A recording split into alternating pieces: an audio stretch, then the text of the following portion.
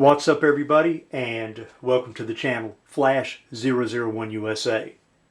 Today's Sunday, it's July 18th, the year is 2021.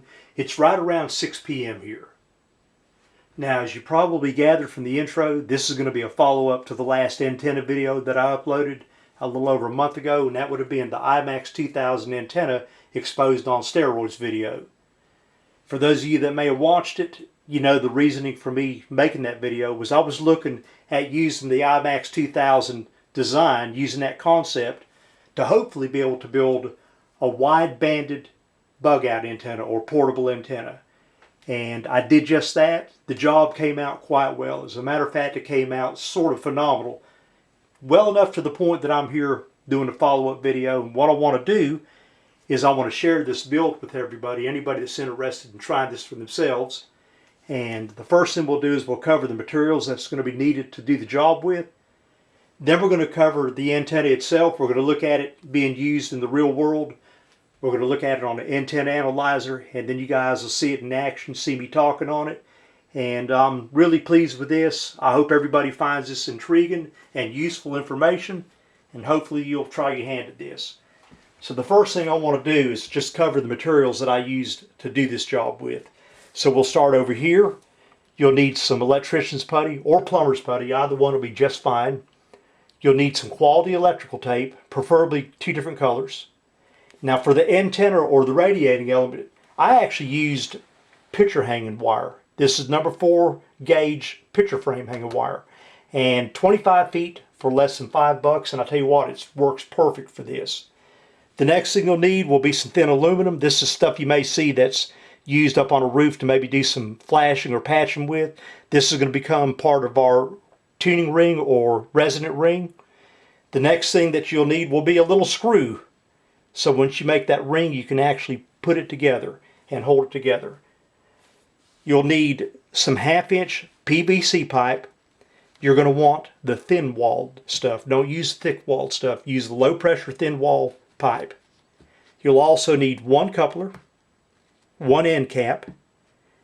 You're going to need 1 eye loop like I got right here, because this is going to go into the end of this, and this is how we marry our wire to the antenna once we construct it. You're also going to need wire to make the loading coil with. What I've got here is 14 gauge solid wire. That's just house wiring. It's the 2 conductor with the ground wire. You know, this is like some of the stuff you find. It's just common. You find it anywhere in any hardware store.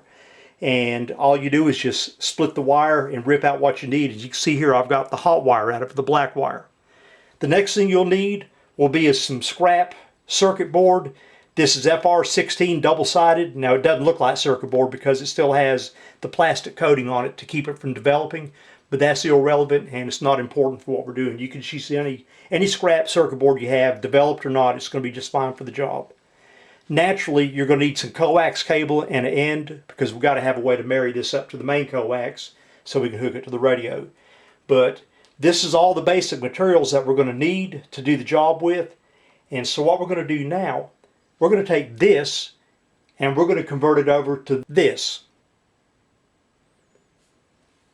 Once everything's constructed, you should have something that resembles this. And I'm going to pull it up closer and let everybody get a look at it. You can see now why I use 2 different kinds of electrical tape. I got the blue up here, and this is part of our matching network that's hidden behind here. I used the red on the coil. That also helps it from being able to slip or anything spread apart on it, makes it stay stable. And there's that aluminum strip that's turned into a tuning ring. There's our coupler. There's our end cap with the loop on it to be able to tie the wire to it. Also, this is where the plumber's putty comes in, right here. When you build this, do not glue it together. Nothing here is glued together. The reason being, once you shove all this together, it's good and tight, and you're not going to jerk it apart by hooking an antenna to it and raising it up into a tree or nothing like that. So I wanted everybody to see this up front and close here. Get a good look at it. Now what we're going to do in the next step, before we go actually see the antenna in full operation, is I've already got the pieces cut out to build another one with, and I'm going to keep it as short and sweet as possible, but what we'll do is construct this thing together. You'll see exactly how it goes together, and it's pretty much straightforward building this. I think you'll be surprised at just how simple it is to build. It's just a little time consuming, but then again, you know, like I said, when I first built this up, I must have built it up 3 or 4 times before I found a design that I thought was sleek, simple, and dependable. And this is what I wound up with. So take a standby, and we're going to take it to the next segment of this video and let you guys see everything apart. I'm going to give you descriptions of everything, and then we're going to put it together. Take a standby. Okay, this is what our antenna pieces look like, prefabricated but unassembled. Now, for the sake of the video, I'm going to try to keep everything, all the explanations, sweet, short, and straight to the point. This way, hopefully, you'll be able to follow it and just be able to build this thing up just right off of the video, what I give you on the video. We're going to start with the simplest parts first. That's going to be this end cap here. You see what I did with the eye loop is going through here, and I wound up cutting some of the length of this off. You don't want it protruding out here. Basically, I think I've got a little bit more than 1/4 of an inch that's protruding. This is plenty to wrap my wire on and to get a nut under here to tighten it up. Also, you can tighten it up from the top with this nut. Now also, when I tapped the hole into this, I tapped it slightly smaller so that I could use this and thread it into there. So this is a good tight fit. There's not going to be any problems with leakage should it get rained on or anything. And that's the key to building this up, so that nothing can get into it that you don't want into it as far as moisture. We'll set him aside. We'll leave him here for now, and he'll come into play later. That strip of aluminum I had, there's the ring I made, and all I did was just wrap him around this coil and bent him into shape, figured out roughly where I needed to put it together, and of course you can tighten it up and snug it up on the coil when the time comes. Straightforward and simple.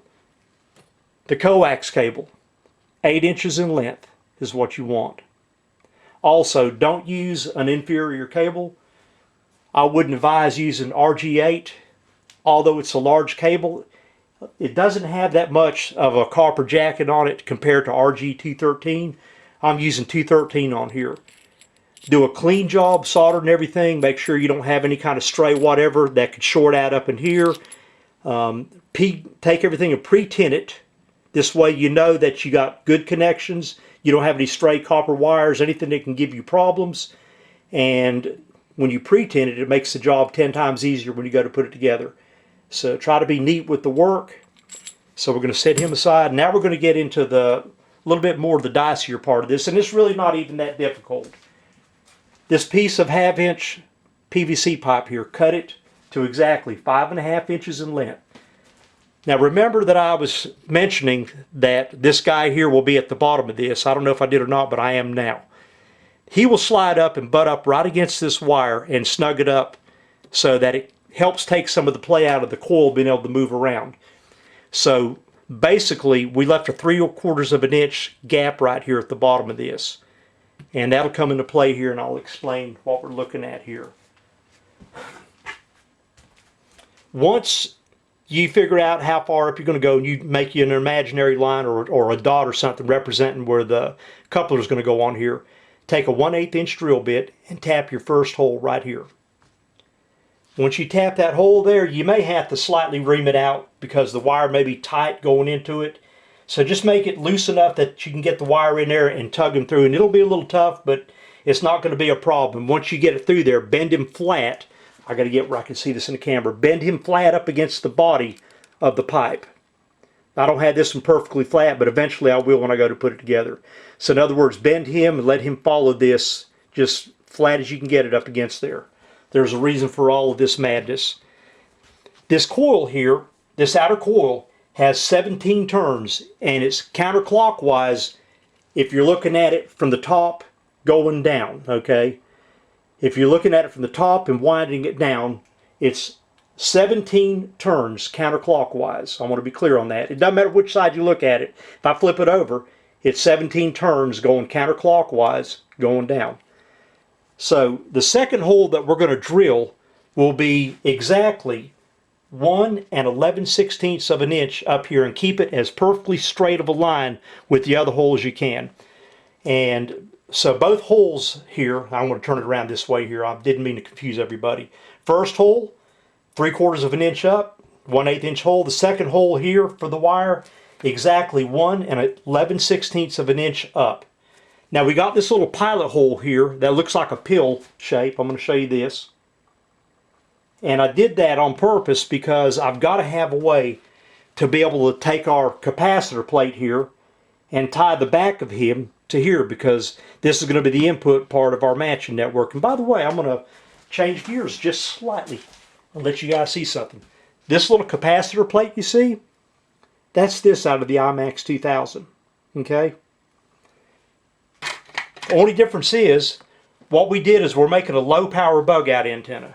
And I'm going to describe this real quick. If I'm thinking of having to have an emergency bug out antenna, I'm probably not going to be running 1,000 watts. You know, you're talking about running off of a battery or something. You're probably going to run anywhere between 12 watts to maybe a 250 watts maximum. Now, this setup that I'm building here, which is a low power bug out antenna, is easily rated for a continuous dead carrier of 100 watts.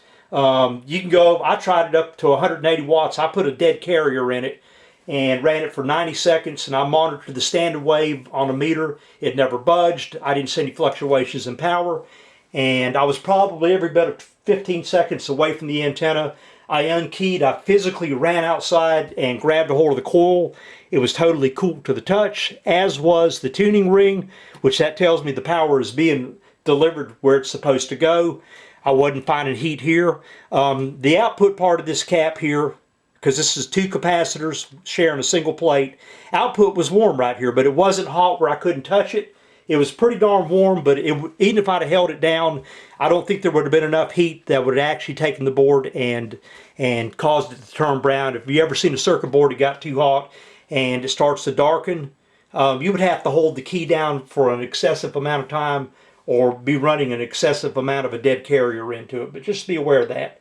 So where this guy here is a low power antenna, compared to the IMAX, it's all good. It's more than enough for a bug out antenna. Surprise!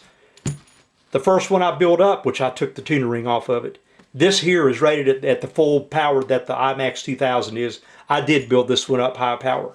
And I just didn't like it when I got to looking at it. I was like, you know, I guess it's small enough for a bug out antenna, but you can see the different sizes in it. That's because I had to make the matching network much more heavy dutier. For that matter, this coil here, including the inner coil, are identical to the same wire that's being used in the IMAX 2000. The only difference is with the IMAX coils, they're enameled wire, where this has the plastic sheath over it, okay? So just be aware of that. And it does change the characteristics a little bit, and I'm going to give you a quick explanation. Notice the sizes of them.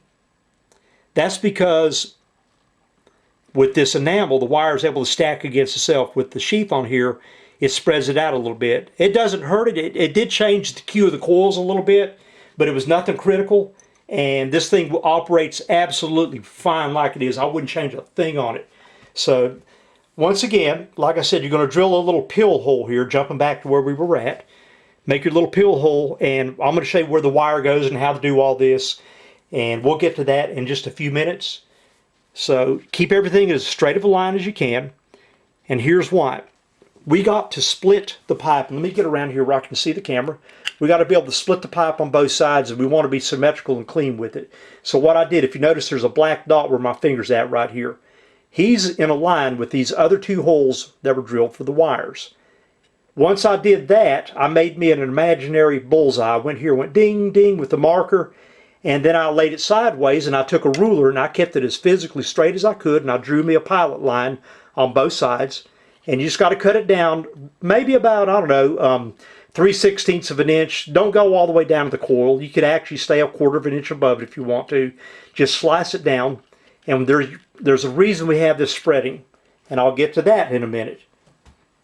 So now we have our coils here, and to cover this again, I'm going to be sure that I'm really, really clear on this.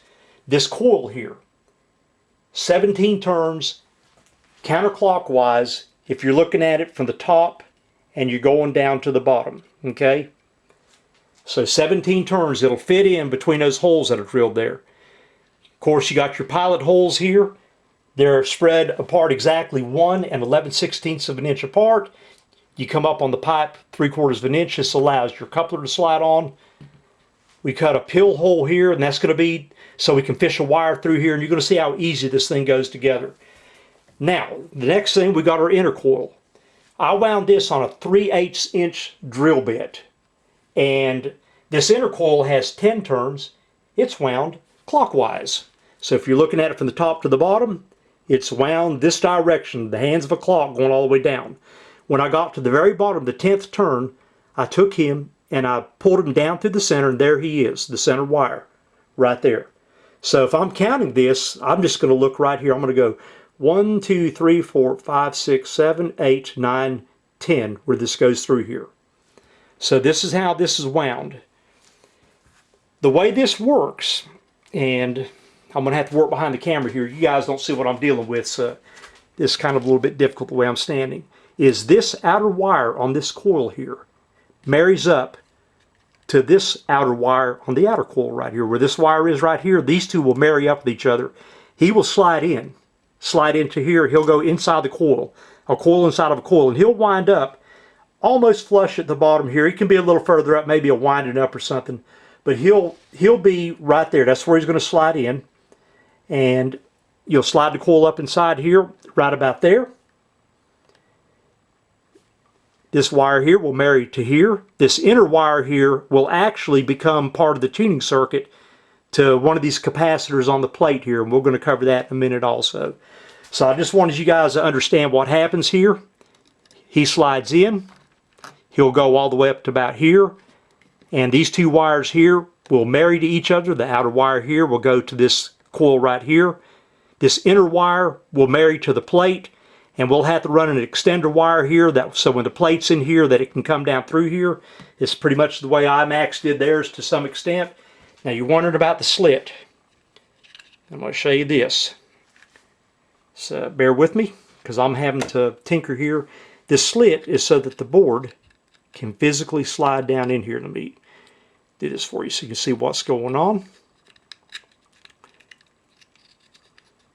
I'm keeping my fingers here so that I can keep the board sliding down to the center the way it needs to. The beauty of this is when it's pushed down in here, and this is the reason you don't need to glue anything. By the time you shove this cap on here, man, you hear it. By the time it's shoved on there, it ain't going nowhere. It's not coming off there. It'll be on there good and sealed, good and tight. If you don't feel comfortable with it, you can use a dab of something. I would make sure it was something you could break loose if you need to. But that's how this goes on. This will pinch this together and hold that board incredibly tight in place. So this is where we're at right now. And there's something that I want to cover here, and that's this board, how to make it. This is nothing but a piece of circuit board. He has been cut. His length is 1 3/4 inch in length. His width is going to be 13/16. It's the exact diameter of our pipe. This way it's flush, it fits inside of it, and we can get the cap on and all that good stuff. So just to be clear, that's how we're doing that.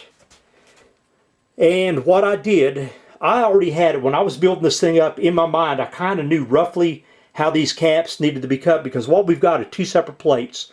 We've got one here, and I've turned around and used a Dremel tool, and I ground this out so I could open up a spot, and I created two separate plates, two capacitors sharing one common plate, and that's exactly what the IMAX antenna does right there. So for mine, and yours may be different, but for mine it was 14/16 of an inch copper. This is the part that's going to hook to this inner coil right here, and for the output it's right at 10/16 of an inch, and then we're open in the center. What I learned building this is the part that loads into the load circuit for our matching network right here can be anywhere between 13 bare minimum picofarads up to about 15 picofarads. So just say 14 or 15 picofarads is what we want here. Your output side of this can be anywhere between 10 to 12 picofarads. This is going to be what feeds the actual antenna. So just be aware of that, and may as well show you guys the coil values here. I invested in something. It was the best money that I could have possibly invested in, and it was cheap. So I'm going to set this guy up. I invested into a capacitance inductance meter, and this thing actually compared quite nicely to my ECG meter that I've got. They both were just incredibly close measuring capacitors. But my old meter, it did not have the ability to measure inductors. So I got this because I wanted to make my life simpler. I could have just wing nutted it and wound these coils and built the antenna 5,000 times until I got it. I decided not to do that, so I decided to be a big boy and go buy me a meter. And I've always needed one for the shop anyhow for inductors, so there it is. So I'm going to show you guys something. We're going to go ahead and turn this meter on. I got this off eBay. It's eBay special. I love it, man. This is one of the best investments that I could have possibly put my money into as far as a piece of equipment. Let me set this up a little bit different so we can have a good view on the meter here. So just bear with me. I'm going to try to get this so we can see everything here. I want you guys to see the values here. I mean, it almost looks like I know what I'm doing. It's scary. Okay. Now, if you notice, I've got the meter on, but it says that it's over range. So you have to calibrate it. Now, watch what happens when I clip the alligator clips together. It's actually reading the henries of the wire here. Let me back off here a little bit. It's actually measuring the wire here, the inductance of the wires that you hook to. So you have to zero it out. So reach over here, hold the button down.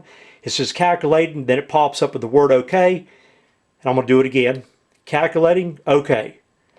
Now we're pretty much there. The meter has been calibrated. I'm going to hook this first outer coil from the IMAX up to it. We're going to read its value. And I'm going to let you see the coil here, so I'm going to back the camera off, so don't worry. I'm going to back out. That's how we're hooked up. I'm going to zoom in so you can get a reading. And let me pull this in closer, because I'm trying to read it in a viewfinder. I think this will show up on the television screen. Okay. You see that we're right around 2.58 microhenries. I'm going to go ahead and pull this back up. We're going to measure the coil that I wound here. Let me get this light out of our way. See if that helps. All right. Pull him out. Now, because this coil is spread out a little further, I think I wound up adding one extra turn on it. I needed to do that to bring up the value of it. So we're going to take a reading on this guy here. And I'm not going to recalibrate. Don't need to do that with the inductor. So we're going to clip in, and just bear with me, because I got to try to imagine the length of this guy here. Everything has to be included on this. So there it is, and I'm going to zoom in. I want you to see how close this is. The other one was 2.58. This is 2.54 microhenry. So that's a knockout of the ballpark right there. It really is. The inner coil, and we'll go ahead and measure this, let you guys see the value of it. We're going to clip on here. And I'm trying to do everything sideways here, so if I'm getting out of the view of the camera, I'll correct as I go along. Here's the little coil. He's hooked up at the bottom. And his value, I'm going to zoom in for you.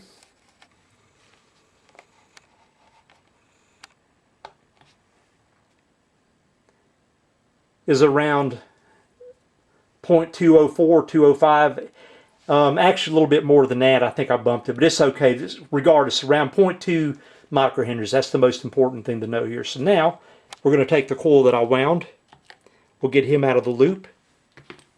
I think this is important that everybody sees this, so you know what we're dealing with, because I think the values, they're important for this antenna, especially to get it right. And now this one I knocked out of the park too, man, so I want you to see the value of this, 0.202. This was the reason that I got the meter, because I wanted to be able to know what I was looking at. This helps speed the process up with everything.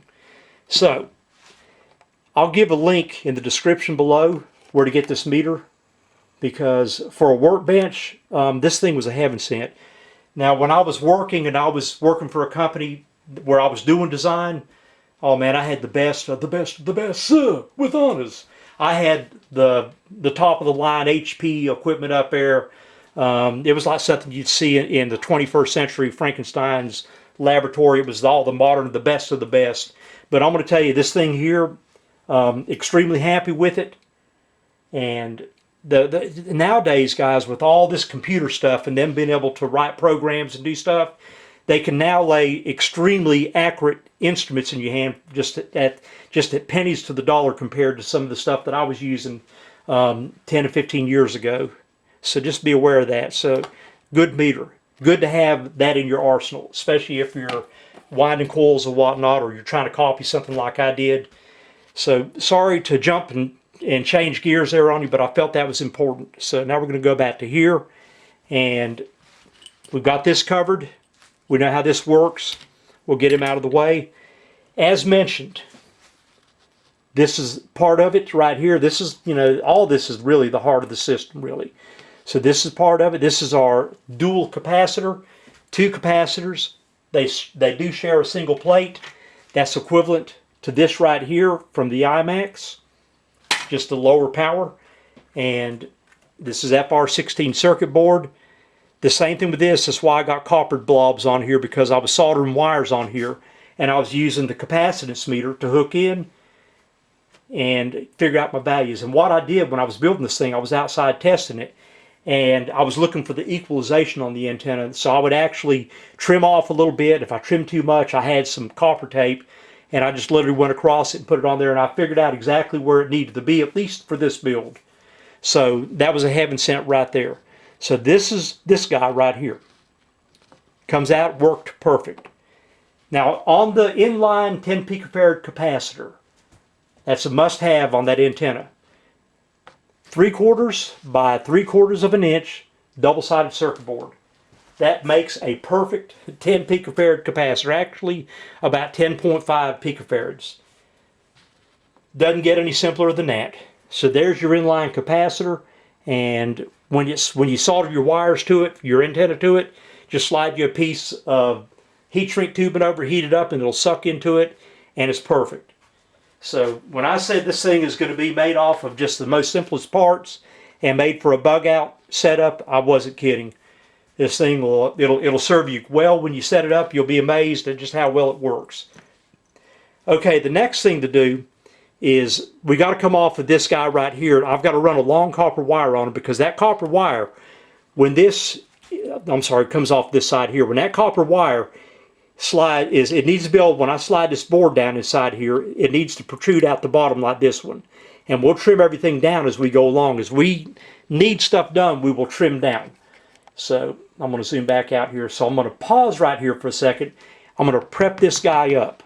That's the first thing we're going to do, is prep it up so we can take it to the next steps. So stand by. All right, I've got my wires added to this, and I'll give you a quick explanation. The larger 15 picofarad capacitor, this will be part of our matching network. This will go down to the bottom, and he'll become part of the center ground that hooks to the inner wire of this coil right here, of the small coil, which is also where our coax shield will go. And you'll see all that as time moves forward. This is our output for the antenna, and you're probably wondering, okay, what the hell is this thing hanging off here? This is the trick to being able to fish the wire up, because this is where our RF input goes in on this side. And I've got a piece of basically solder braid on here. This will easily handle the power that we need for the antenna. Not a problem. It's going to be such a short run that all these wires are going to have no problem whatsoever handling the power for this guy. And basically the way we do this is we'll slide them up in here. But before I do that, before I slide them up in here, I got to take this wire. And I've got them curled up, and I'm going to take them, I'm going to slide them like this. There he is, just that quick and easy. Now you can kind of see how this thing's going together. And like I said, it's just so easy the way this is done. So now I'm going to slide them in here. And the only thing that's difficult is me trying to deal with this camera, deal with it at this angle here. So we want this wire here to be on top facing that hole. That's very, very important. So to make sure that you don't have anything flipped around, that you accidentally flip it, and you don't want this thing to twist and this wire here to wrap up on that ground. So you got to make sure it's straight up and down, which it is. So I'm going to do this number here, and we're going to go ahead and slide the board in.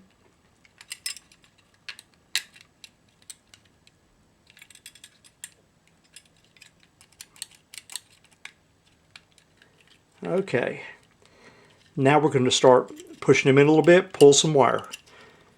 Pushing them in a little bit, keeping your fingers on the sides to keep the board flush in the center of the pipe. Pull some wire. Push them in, pull some wire.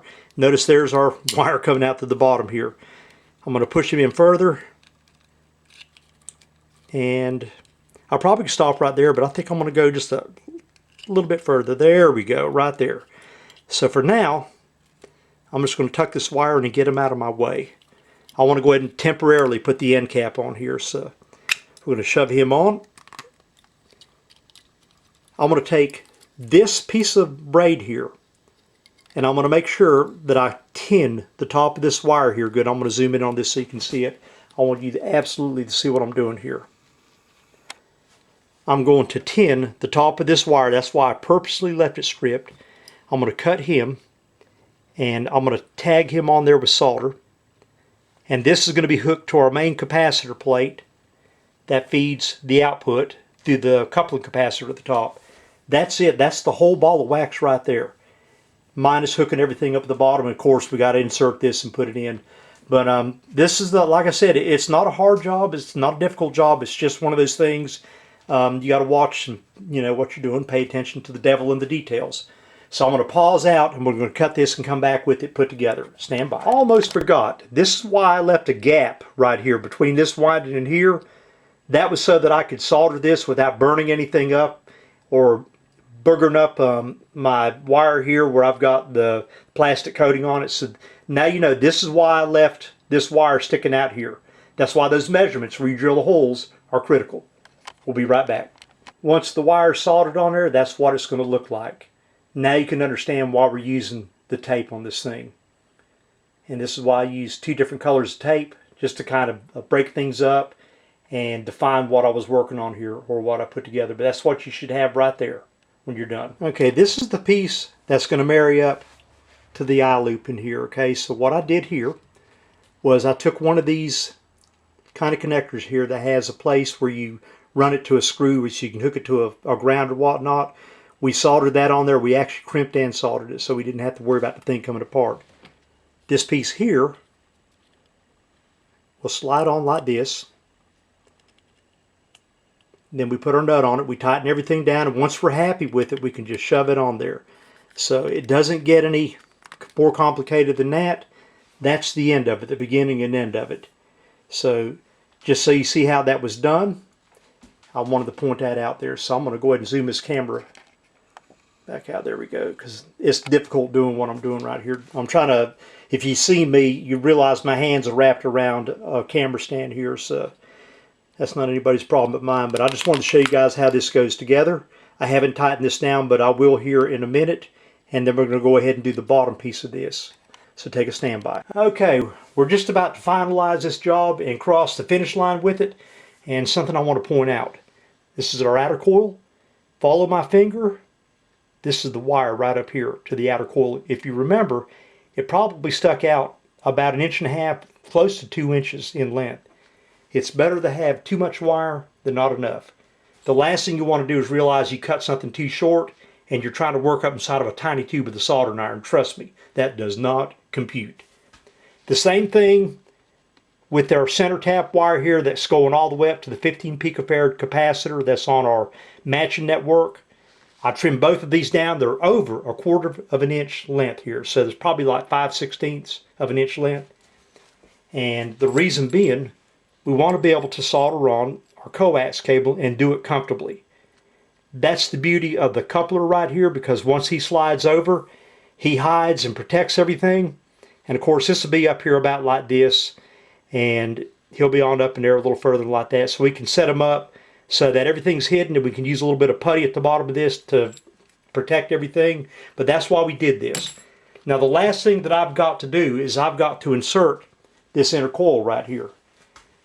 So a reminder, outer coil winding on the top, the outer coil of this matching network here ties to him in parallel.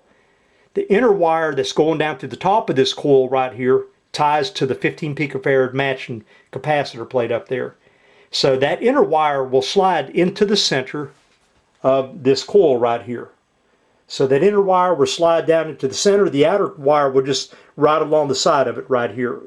So just make you guys aware of that. So basically, we're going to have to look at this by eye, and I can see right now I'll have a tiny bit protruding, and unfortunately, because this is a coil from another thing that I was doing, but it's perfect for what I'm doing with this. The values are right, that I cut it a little bit short, so I am going to be kind of up in the tip of this thing soldering. So what I got to do now is slide this coil in with the capacitor wire will slide dead center of this coil. We have the outer winding here, which will marry up to the outer winding here, and I'm going to do it by eye.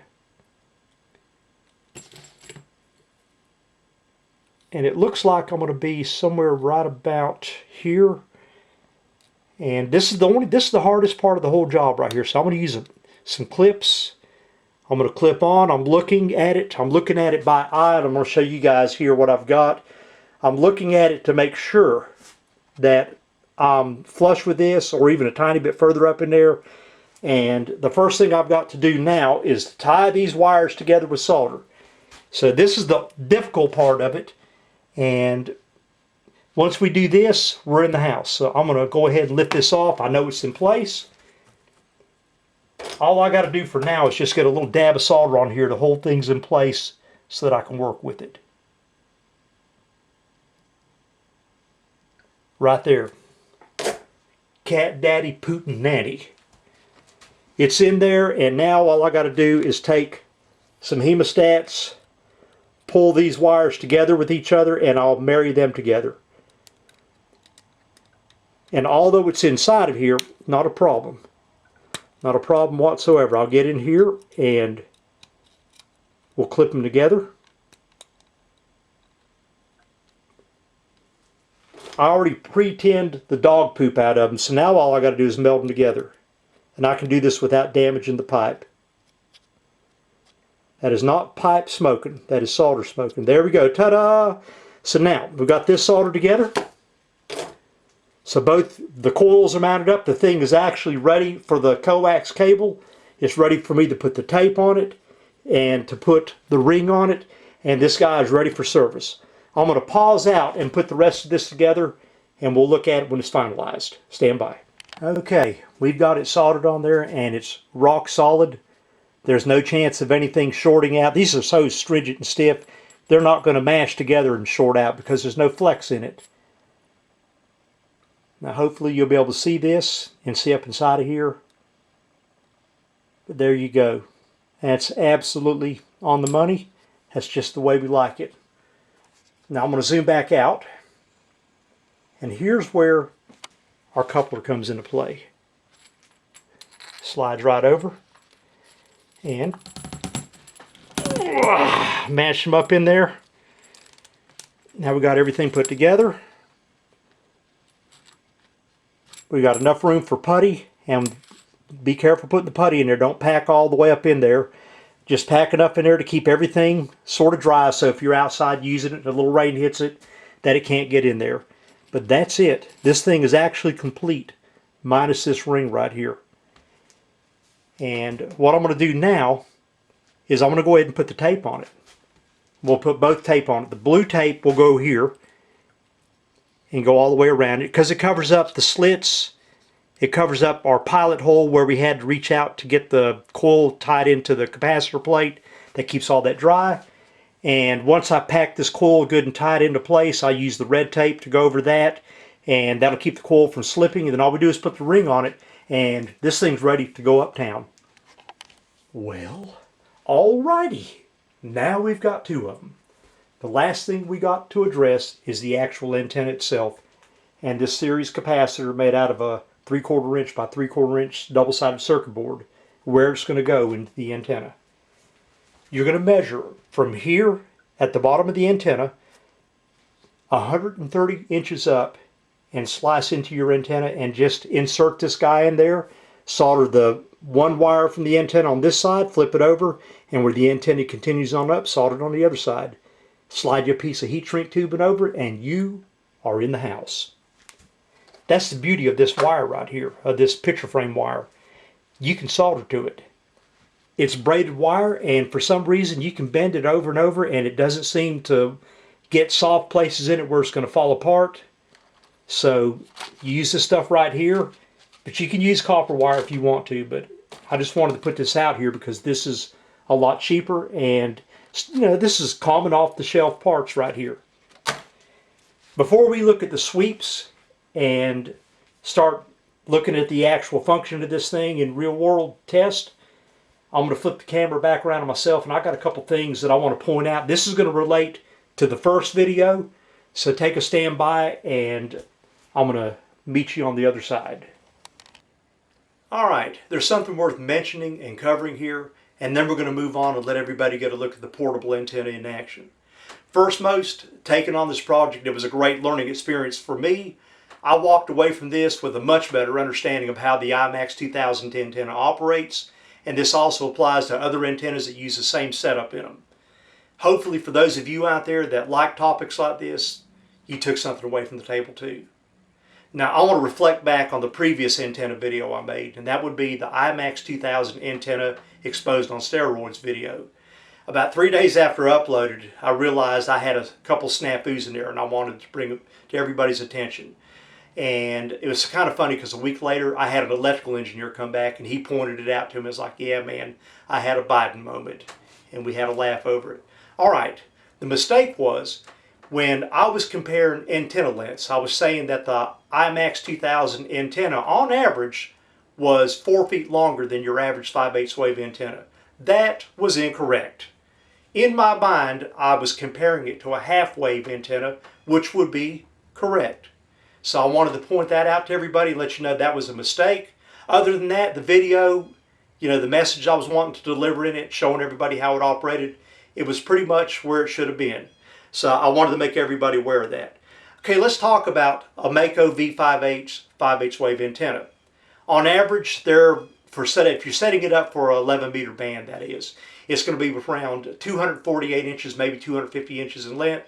Still, the IMAX is almost right at 2 feet longer than that antenna on average.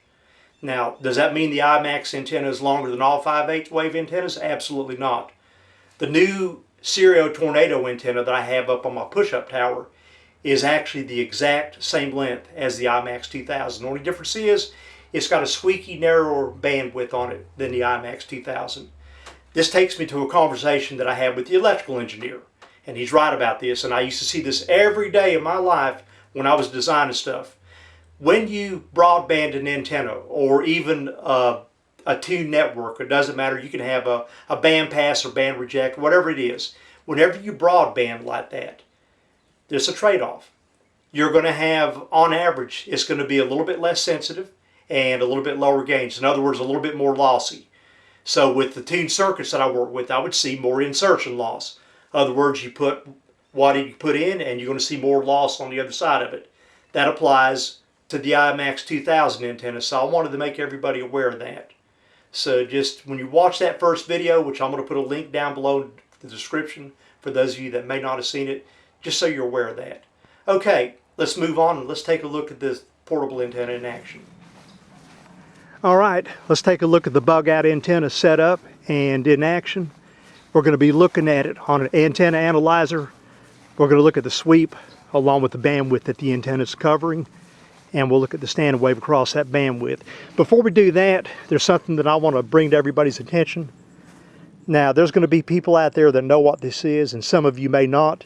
You may think that I just coiled up all this wire to get it off the ground to make it neat for the video, but that's not the case. This is a current choke made out of coax cable.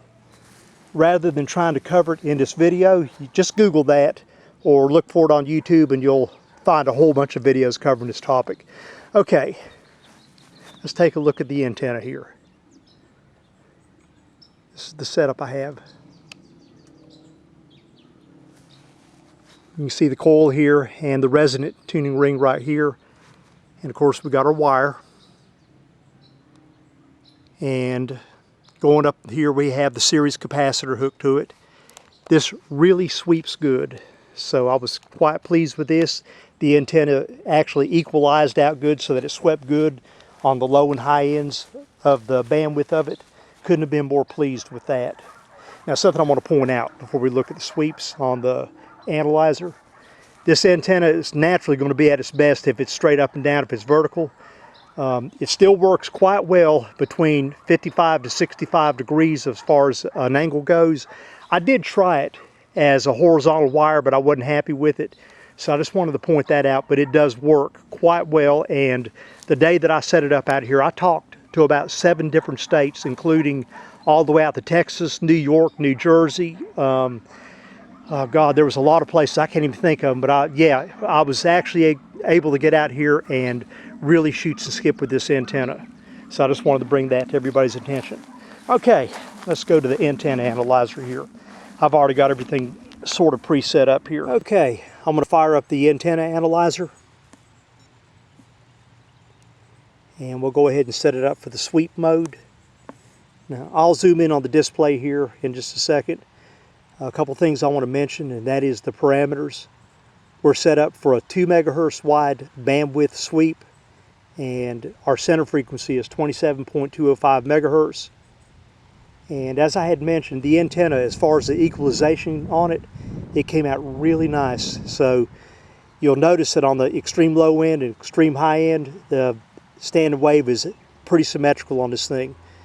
So we're going to look at the overall sweep first. I'm not going to be able to zoom in hard on it because if I do, the camera won't stay in focus. All right, here we go.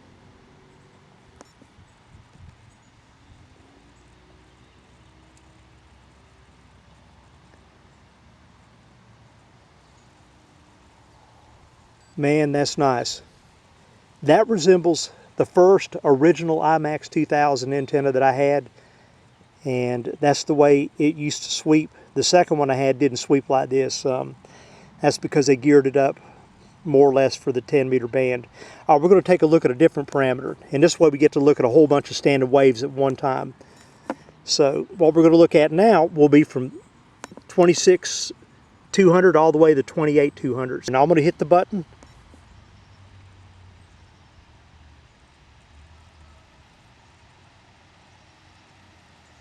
Check that out. I just want you guys to see the numbers. So this right here shows you that everything is equalized out good on the antenna. As I mentioned, I couldn't be more pleased with this, and that's why I want to share this build with everybody. So anybody interested in doing this, you can try your hand at it, and you should wind up with a really good functional bug out antenna. We're hooked up to the bug out antenna, and we're going to see if we can shoot a little skip here. So there's not a lot going on, but you never know. So here we go.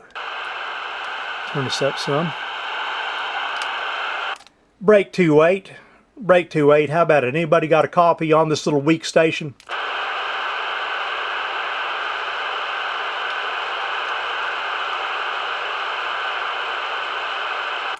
Break channel 28. How about it? Anybody out there got a copy on this little station?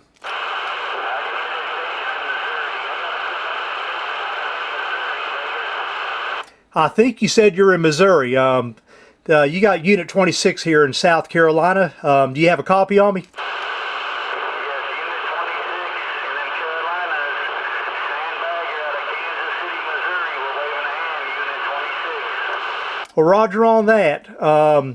I'm talking to you on a homemade IMAX 2000 wire antenna. It's about 10 feet off the ground, and this is going up on a YouTube video. So I'm testing the antenna out so everybody can kind of get an idea of what's going on with it.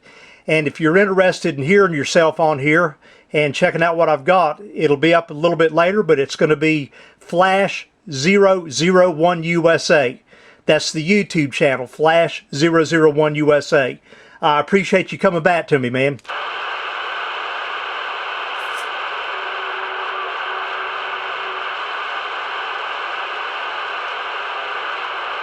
Skip conditions aren't that good right now, but yeah, you heard me. I just came in here and keyed right up and spoke to somebody long distance.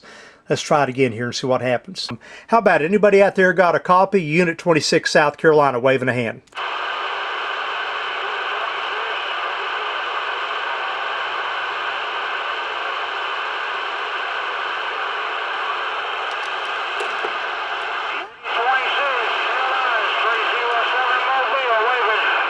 Yeah, we got a copy on you, man. We're testing out a homemade antenna. It's basically a homemade wire antenna that's built on the premises of the IMAX 2000. and we're about 10 feet off the ground with it. Copy? So it's if I'm making it to you, that's not too bad right there. If you're interested, you can check it out. It'll be uploaded later on my YouTube channel. That's Flash 001 USA, and it may take a day or so, but if you check that channel out, you'll be able to see this and see what I got going on.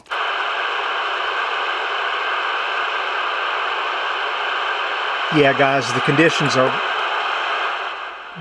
kind of hit and miss here, but sound like he said he was in Mobile, Alabama. So yeah, that's 2 different stations, 2 different states. Not bad for a homemade antenna that's just about, well, actually 5 or 6 feet off the ground. So I just wanted to share that with everybody.